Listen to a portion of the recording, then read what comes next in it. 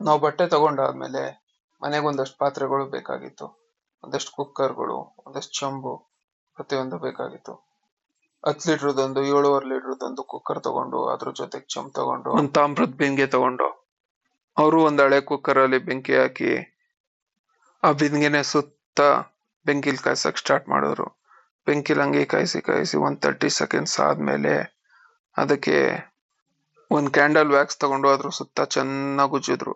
ಆಮೇಲೆ ತಿರ್ಗಾ ಬಿಸಿ ಮಾಡಿ ತಿರ್ಗಾ ಉಜ್ಜಿದ್ರು. ಕ್ಯಾಂಡಲ್ ಉಜ್ಜಾದ್ಮೇಲೆ ಅವರು ಒಂದು ಅದೇನೋ ಇಷ್ಟಪದ್ ತಗೊಂಡು ಬಿಂದಿಗೆ ಜಾಯಿಂಟ್ ಸುತ್ತ ಉಜ್ತಾ ಬಂದ್ರು. ಅದೇನಂತ ಕೇಳಿದ್ಕೆ ಕಲರ್ ಅಂತ ಅಂದ್ರು. ಉದ್ದೇಶ ಏನು ಅಂತ ಕೇಳಕ್ ಹೋಗ್ಲಿಲ್ಲ. ಮೇ ಬಿ ಆ ಜಾಯಿಂಟ್ಸ್ ಎಲ್ಲ ಬಿಟ್ಟೋಗ್ದೇ ಇರ್ಲಿ ಅಂತ ಇರ್ಬೋದು. ಅದೆಲ್ಲ ಉಜ್ಜಾದ್ಮೇಲೆ ಫೈನಲ್ ಟಚ್ ಅನ್ನೋ ತರ ಒಂದ್ ಬಟ್ಟೆ ತಗೊಂಡು ಕ್ಲೀನ್ ಆಗಿ ಇನ್ನೊಂದ್ಸಲಿ ಉಜ್ಜಿದ್ರು. ಫೈನಲಿ ಬಿಂದಿಗೆ ಪಳ ಪಳ ಅಂತ ಹೊಳಿತಾ ಇತ್ತು. ನಾವು ಬಿಂದಿಗೆ ಜೊತೆ ಮಿಕ್ಕಿದ್ದ ಐಟಮ್ ಎತ್ಕೊಂಡು ಕಾರ್ ಡಿಕ್ಕಿಗೆ ಹಾಕೊಂಡು ಊರ್ ಕಡೆ ಹೊರಟು.